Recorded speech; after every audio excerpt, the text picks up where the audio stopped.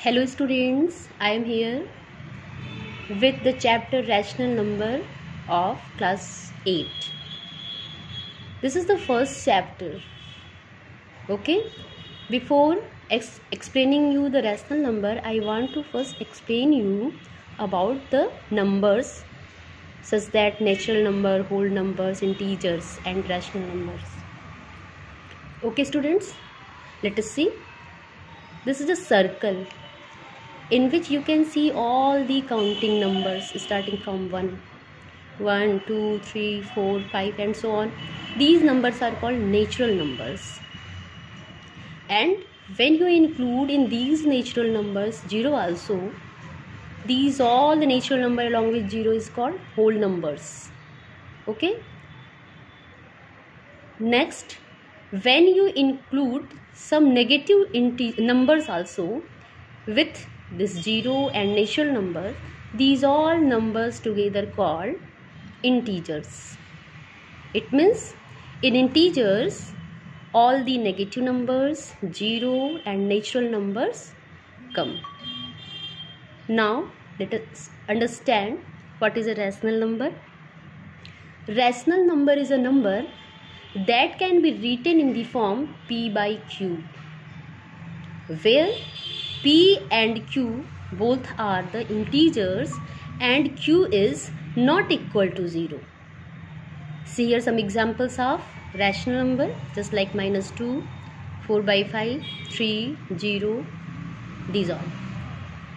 बच्चों अब आपके क्वेश्चन हो रहे होंगे कि आप -2 को हम p by q में कहाँ देख रहे हैं, है ना? तो आप ध्यान से देखिए, you can write -2 as -2/1. The value will not be change. अगर -2 को हम -2/1 भी लिख देते हैं तो उसकी वैल्यू तो -2 ही होगी, है ना? अब by1 मतलब हमने q के प्लेस पे क्या रखा, 1 रखा. तो यहाँ पे कंडीशन है q शुडंट बी 0, है ना? q is not equal to 0. तो हमने q के प्लेस पे 1 रखा जो कि अब 0 नहीं है. ठीक है, तो ये हमारा रैशनल नंबर हो सकता है. 4/5 ऑलरेडी आप देख रहे हैं p by q के फॉर्म में. 3 को भी हम 3/1 लिख सकते हैं.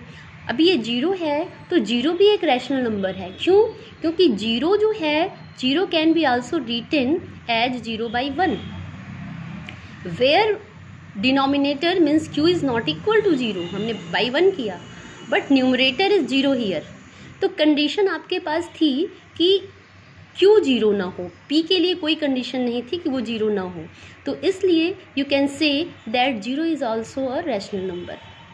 Okay, let us now understand the definition of rational number.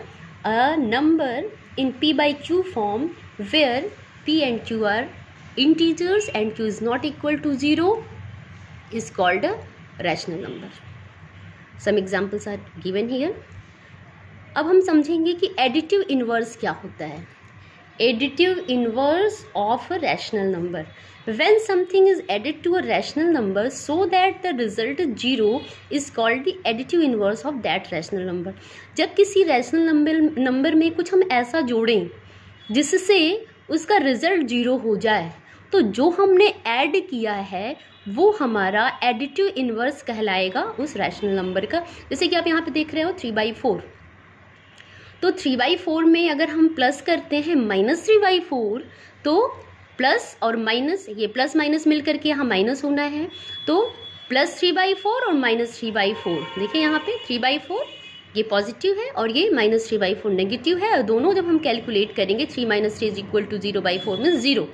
तो इस तरह से आपने देखा कि किसी भी पॉजिटिव रैशनल नंबर का एडिटिव इनवर्स उसी का नेगेटिव हो जाता है और किसी नेगेटिव रैशनल नंबर का एडिटिव इनवर्स उसी का पॉजिटिव हो जाता है. तो ये था एडिटिव इनवर्स. एक चीज़ और जो आपको समझना बहुत ही ज़रूरी है वह है multiplicative inverse, that is also called reciprocal. तो मल्टीप्लिकेटिव इनवर्स और रेसिप्रोकल होता क्या है? When something is multiplied to a rational number so that the result is 1 is called multiplicative inverse of that rational number. जब किसी rational number में हम किसी ऐसे रैशनल नंबर से मल्टीप्लाई करें या किसी ऐसे नंबर से मल्टीप्लाई करें कि रिजल्ट में 1 आ जाए, ठीक है, तो हम कहते हैं वह उसका क्या है, एडिटिव इन्वर्स है। बच्चों आप यहाँ पे ध्यान से समझिए, 4/3 का मल्टीप्लाई अगर हम 3/4 से करते हैं तो 3 बन जा 3 और 4 बन जा 4, ये दोनों कैंसिल हो जाता है और रिजल्ट 1 आ जाता है ना। तो इस तरह से हम कह सकते हैं 3/4 is the multiplicative inverse of 4/3, या फिर 3/4 इज रेसिप्रोकल ऑफ 4/3, है ना।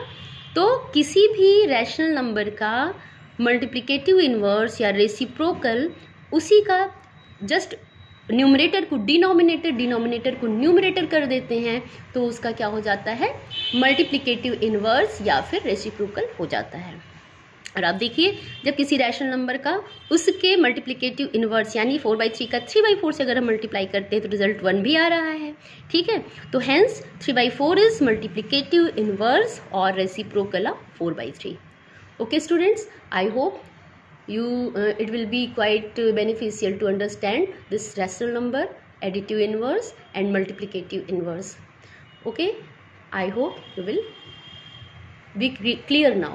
Thank you.